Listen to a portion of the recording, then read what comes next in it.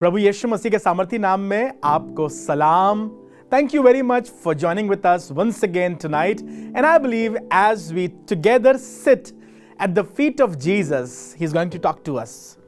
एक कहानी से शुरू करना चाहता हूं आपके साथ। पहली बार मुझे मौका मिला अमेरिका जाने का। अब मैं अपने खादिम के साथ अमेरिका गया। एक बड़ी जगह पर हम लोग जमा हुए, ढेर सारे लोग उस जगह पर, खाने पीने की जगह थी। सब लोग अपना अपना ऑर्डर कर रहे थे। किसी ने कहा कि हमें स्ट्रॉबेरी शेक चाहिए है, किसी ने कहा कि हमें लेमनेड चाहिए है, किसी ने कहा हमें कॉफ़ी चाहिए है, किसी ने कहा can I have black coffee please.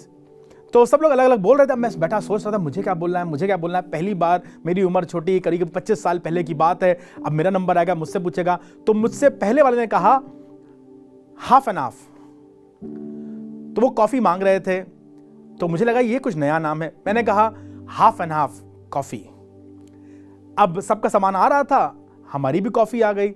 ताज्जुब की बात, कॉफ़ी 2 प्यालों में आई। हाफ एंड हाफ कॉफ़ी ऐसी होती है, कड़वी काली कॉफ़ी लेकर आते हैं और अलग से दूध लेकर आते हैं।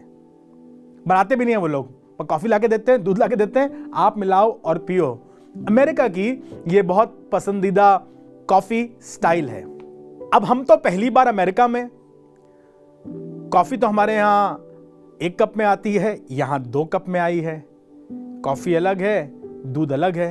हम देख रहे थे वो क्या कर रहे हैं, वो क्या कर रहे हैं। अच्छा, इन्होंने मिलाई है, वरना हम तो पहले दूध पी लेते, बाद में कॉफ़ी पीते। हमने देखा इन्होंने मिलाई है, तो हमने भी ली और मिला दी और चम्मच चलाया, पी ली। कॉफ़ी पी तो कॉफ़ी जहर, इतनी कड़वी कि निकली ना जाए, और उसमें चीनी भी नहीं पड़ी थी। अब हम फंस गए। हमने गए, जाकर वहां से चीनी उठाई, चीनी डाली, 1 पैकेट, 2 पैकेट, चीनी पता ही ना चले। 4 पैकेट, 5 पैकेट, 7 पैकेट चीनी के हमने उसमें डाल दिए। और उसके बाद भी कॉफी इतनी कड़वी कि पी ना जाए। हमने उसमें दूध भी डाल दिया, चीनी भी डाल दी, अपने आंसू भी डाल दिए, पर पीने लायक कॉफ़ी नहीं हुई, क्योंकि कॉफ़ी बड़ी कड़वी थी। हम बड़े होशियार हैं, हमें मालूम है कड़वी चीज़ों को मीठा कैसे करते हैं। चीनी डाल दो तो शायद तुम कॉफ़ी पी पाओ। खीरा कड़वा होता है, हमने सीख लिया, उसे काट करके घिस लो तो शायद उसका कड़वापन चला जाएगा।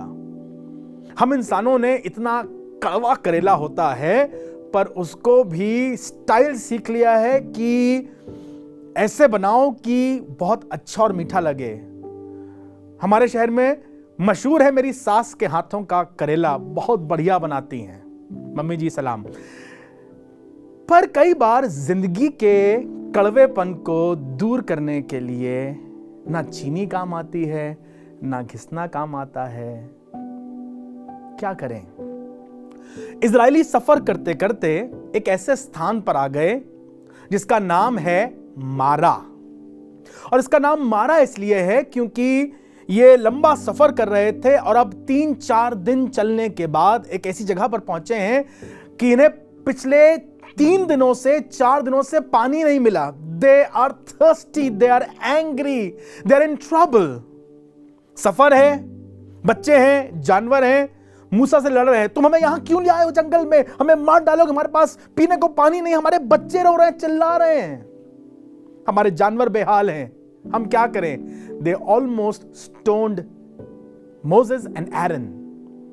मूसा गया खुदा के पास, खुदा तुम बताओ हम क्या करें। खुदा एक ऐसे स्थान पर लेकर आया जहां पर पानी था।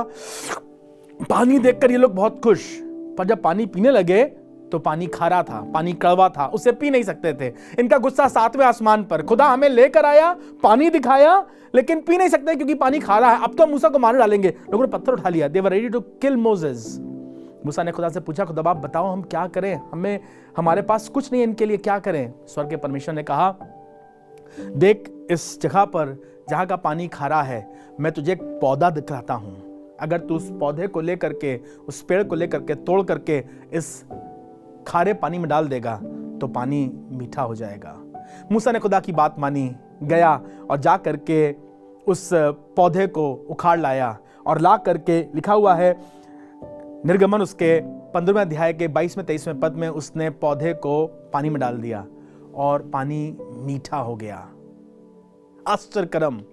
सब लोगों ने पिया, जानवरों ने पिया, लोगों ने पिया, अधिकारियों ने पिया, हाकिमों ने पिया, अगुओं ने पिया, सब पीकर बहुत खुश, सैटिस्फाइड। प्रभु तेरा धन्यवाद, प्रभु तेरा धन्यवाद, प्रभु तेरा धन्यवाद। और ये जगह कहलाई मारा। परमेश्वर ने इजरायलियों के लिए खारे पानी को मीठा कर दिया and God provided them what they needed. मैं धन्यवाद करता हूं, स्वर्ग का परमेश्वर खारेपन को बदलने की सामर्थ रखता है। चीनी ये काम नहीं कर सकती है, गुड़ ये काम नहीं कर सकता है, आपकी कोई और तरीका ये काम नहीं कर सकता है, पैसा भी काम नहीं कर सकता है। अगर कर सकता है तो जिंदगी की कड़वाहट को मिठास में बदलने की सामर्थ सिर्फ उस पौधे में है जिसका नाम यीशु नासरी है। वो पौधा हमारे लिए आसमान से जमीन पर आ गया, जमीन से सलीब पर चढ़ गया, दफन कर दिया गया, सिर्फ इसीलिए ताकि मेरे और आपके जीवन की कड़वाहट को, तलखी को श्रीनियत में बदल दे। Bitterness into sweetness. एक दिन की बात है, ये औरत अपने पति के साथ फैसला करती है और अपने दोनों बेटों को साथ लेती है और कहती है हम यहां नहीं रहेंगे, यहां पर बैतलहम में हमारे पास रोटी नहीं है। नाम इसका नओमी है।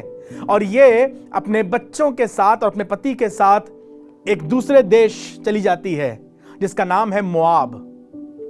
आश्चर्य की बात है, रोटी का घर बैतलहम छोड़कर चली गई रोटी की तलाश में एक पराये देश, एक ऐसा देश जिसे परमेश्वर ने कभी पसंद नहीं किया। उसने तो कहा था मोआब मेरे धोने का पात्र है। रोटी के लिए रोटी का घर छोड़कर मोआब जाना, क्या हो गया है तुम्हें नओमी?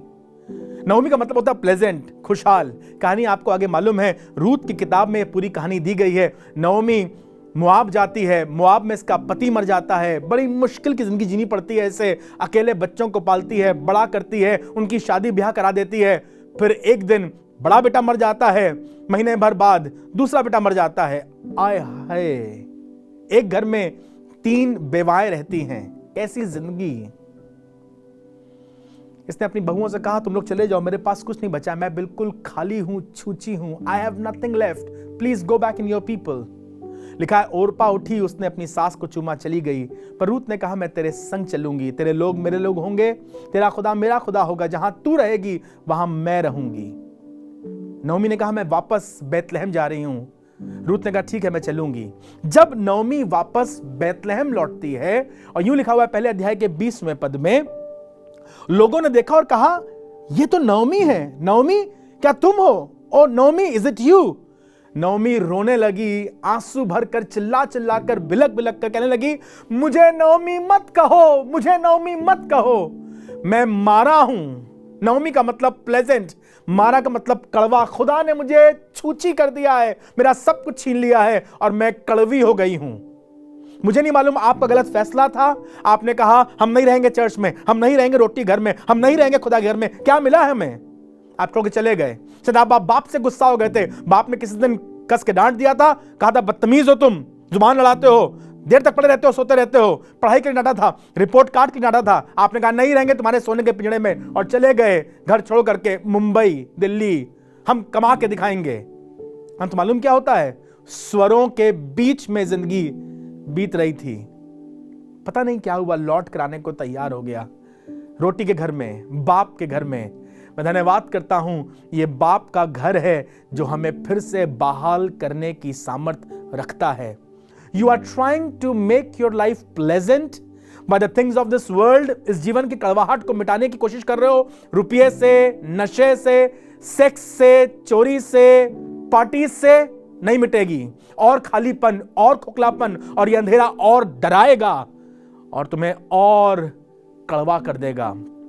But something that can change your life is Jesus. ये पौधा आज भी तुम्हारे लिए अवेलेबल है। हम इन दिनों में क्रूस की तरफ बढ़ रहे हैं, और अगर क्रूस की छाया में विश्वास करोगे, विश्राम करोगे, तो तुम्हारी जीवन को वो मिठास से भरने की सामर्थ रखता है। नओमी लौट आई बैतलहम, और कहानी आगे बहुत अच्छी है। परमेश्वर ने नओमी के लिए सब कुछ नया कर दिया। नओमी का खुदा आज भी जिंदा है, मूसा का खुदा आज भी जिंदा है और तुम्हारे तलखी को श्रीनियत बनाने की सामर्थ्य रखता है, और तुम कहोगे धन्यवाद प्रभु, तूने हमारे कष्ट को दूर कर दिया है।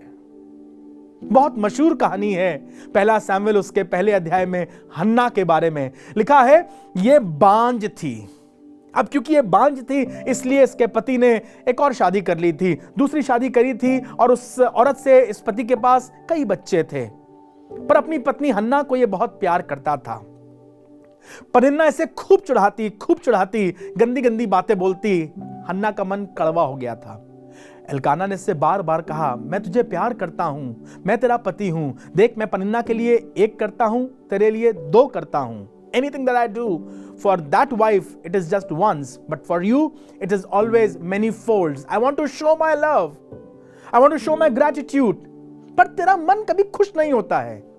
एक दिन हन्ना शीलो में मंदिर जाती है, और शीलो के मंदिर में जहां पर वाचा का संदूक था और एली खुदा का खादिम था, ये जाती है और सीढ़ियों पर अपने आप को बिछा देती है और खुदा के घर में बिलक बिलक कर रोती है। यूं लिखा हुआ है पहला सैमुएल उसका पहला अध्याय और उसका 10वां पद, हन्ना अपने मन की व्याकुलता के कारण, और वहां पर एक स्टार बना हुआ है, एस्ट्रिक बना हुआ है, लिखा है अपने मन की कड़वाहट के कारण खुदा के सामने बिलक बिलक कर रोती है। जी, हमारी दुआओं का ना सुना जाना, लोगों के ताने, गंदी बातें हमारे हाथ से हमें दिखाई पड़ रहा है, हमारी दुनिया छिन रही है, कई बार हमें कड़वा कर देता है। जो जॉब हमें मिलना चाहिए किसी और को मिल गया, जो एलिवेशन हमें मिलना चाहिए किसी और को मिल गया, जो अपलॉड हमारा होना चाहिए, तारीफ हमारी होनी चाहिए, किसी और को मिल गई। ये तो मेरी बात थी, मुझे मिलना चाहिए था, मेरा हक था, पर किसी और को मिल गया। हम कड़वे हो जाते हैं। कभी कभी पापा से कड़वे हो जाते हैं, कभी कभी मम्मी से कड़वे हो जाते हैं, कभी कभी भाई से कड़वे हो जाते हैं, बॉस से कड़वे हो जाते हैं, और कभी कभी तो हम खुदा से कड़वे हो जाते हैं। पर आज तुमसे कहना चाहता हूं, अगर तुम्हारा दिल कड़वा है, I don't know what has been the reason behind it, but only one thing that can turn this bitter water into sweet is the love of God and Christ who was hanging naked for you on that tree. अगर उस यीशु पर विश्वास करोगे और कहोगे प्रभु मैं चाहता हूं मेरे जीवन की कड़वाहट मिटा दे, मेरा मन करता है जहर खा के मर जाऊं, किसी से बात करने का मेरा दिल नहीं करता है, मैं अकेले कमरे में बंद रहना पसंद करती हूं, इस शादी में भी हूं लेकिन फिर भी कड़वी हूं, मेरे पास 2 बच्चे भी हैं लेकिन फिर भी कड़वी हूं क्योंकि वो मुझे प्यार नहीं करते हैं।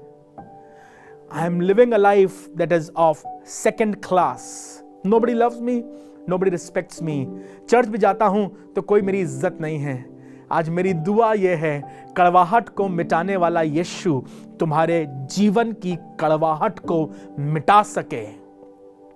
वो मारा के खारा पानी को मीठा करने की सामर्थ्य रखता है। और इन दिनों में जब तुम खुदा के सामने बैठे हो, खुदा का कलाम पढ़ रहे हो, इबादत कर रहे हो, अपने दिल को खुदा के सामने उंडेल दो और उससे कहो खुदा बाप मैं चाहता हूं मेरे जीवन की कड़वाहट को निकाल दे। प्रभु मैं चाहता हूं मेरे जीवन के इन दुखों से मुझे चंगा कर। You've been sick and sad for years because you have a bitter heart. पापा को, मम्मी को या किसी और व्यक्ति के कारण तुम दोष देते रहे हो। पापा तो अब है भी नहीं लेकिन तुम्हारा मन अभी भी कड़वा है। बहन की शादी हो गई, दूसरे घर चली गई है, पर तुम्हारा मन अभी भी कड़वा है। पापा ने मुझे प्यार नहीं किया, बहन को प्यार किया। माफ कर दो, छोड़ दो और कहो यीशु मसीह आज मेरे जीवन को मीठा कर दीजिए। मैं धन्यवाद करता हूं वो स्वर्ग का परमेश्वर तुम्हारे जीवन की कड़वाहट को मिटा देगा, तुम्हारे आंख के आंसुओं को पोंछकर तुम्हारे सर पर सुंदर पगड़ी बांधेगा। वो तुम्हारे विलाप के ओढ़ने को उतार करके यश का ओढ़ना उड़ाएगा एंड यू विल सेलिब्रेट। मेरी दुआ यह है, बड़े भैया, दीदी, पादरी साहब, don't live a bitter life, come to Christ. आज उससे अपने दिल की बातें खोलकर कह दो। और ये दिन सफाई के हैं, ये दिन पवित्रता के हैं, ये दिन आनंद के हैं और ये दिन स्वतंत्रता के हैं। थैंक यू वेरी मच हमारे साथ ज्वाइन इन करने के लिए। हम आपके लिए दुआ करेंगे और हमारी ये तमन्ना है इन दिनों में जब आप खुदा के कलाम में आगे बढ़ रहे हैं, ये राह हमारी जिंदगी को दर्शाती है। This journey depicts our life. May God satisfy you with the sweetness like honey. अगर आपको बरकत मिली है, आपको आशीष मिली है, किसी के साथ जरूर से बांटें, शेयर करें, and do join us for the next episode. I believe it's gonna be a blessing.